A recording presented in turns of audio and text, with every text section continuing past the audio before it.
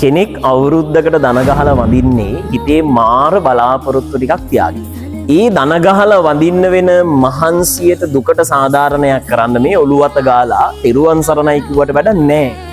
අඩුම මේ කාලේ රුපියල් 1000ක් හරි 5000ක් හරි පොලයක් දෙන්නම වෙනවා.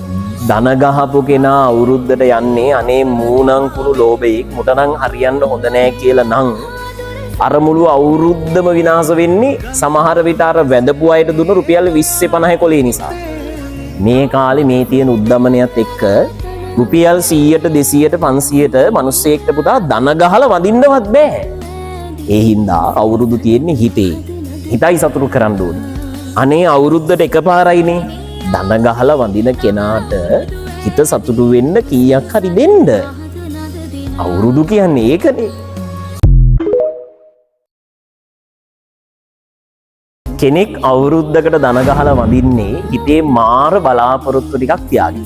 ඒ දන ගහලා වඳින්න වෙන මහන්සියට දුකට සාධාරණයක් කරන්න මේ ඔළුව අත ගාලා තිරුවන් සරණයි කිව්වට වැඩක් නැහැ. අඩුම මේ කාලේ රුපියල් 1000ක් හරි 5000ක් හරි පොලයක් දෙන්නම වෙනවා. දන ගහපු කෙනා අවුරුද්දට යන්නේ අනේ මූණන් කුණු ලෝභයෙක් මුටනම් හරියන්න හොඳ නැහැ කියලා නම් අර මුළු අවුරුද්දම විනාශ වෙන්නේ සමහර විට අර වැඳපු අයට දුන්න රුපියල් 20 50 කොලේ නිසා. මේ කාලේ මේ තියෙන උද්දමනයත් එක්ක රුපියල් 100ට 200ට 500ට මිනිස්සෙක්ට පුතා දන ගහලා වඳින්නවත් බෑ. ඒ හින්දා අවුරුදු තියෙන්නේ හිතේ. හිතයි සතුටු කරන්න ඕනේ. අනේ අවුරුද්දට එකපාරයිනේ දන ගහලා වඳින කෙනාට හිත සතුටු වෙන්න කීයක් හරි දෙන්න. අවුරුදු කියන්නේ ඒකනේ.